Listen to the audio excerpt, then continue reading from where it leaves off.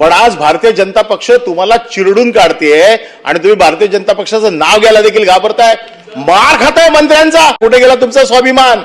महाराष्ट्राच्या राजकारणात सत्ताधाऱ्यांमध्येच फूट पडल्याचं चित्र समोर आलंय। विधानसभेच्या अर्थसंकल्पीय अधिवेशनाच्या शेवटच्या दिवशी सत्ताधारी भारतीय जनता पार्टी आणि एकनाथ शिंदे यांच्या शिवसेनेमध्ये सभागृहात जोरदार खडाजंगी पाहायला मिळाली।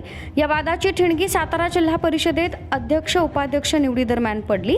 मंत्री शंभूराज देसाई यांना झालेल्या मारहाणीचे तीव्र पडसाद आज विधानसभेत उमटले।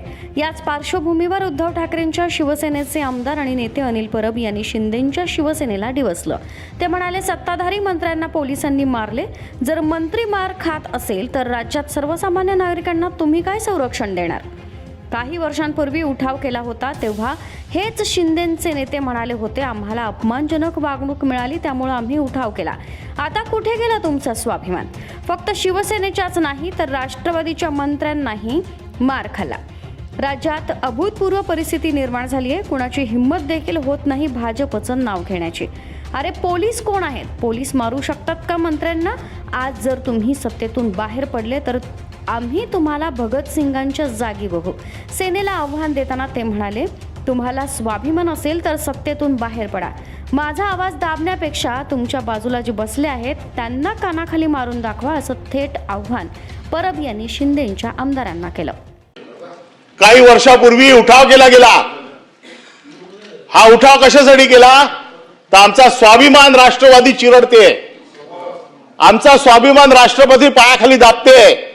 अजितदादा आम्हाला फंड देत नाही, अजितदादा आम्हाला वागणूक अशी घाणेरडी वागणूक देतात।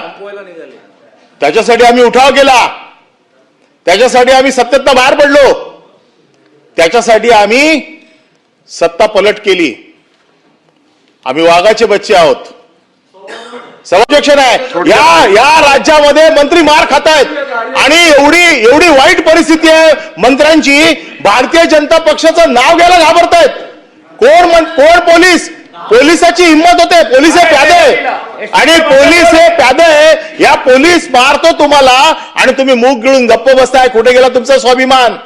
कुठे गेला तुमची बंडखोरी वृत्ती? आणि मला वाईट तर वाटतं राष्ट्रवादीने देखील मार खाल्लाय।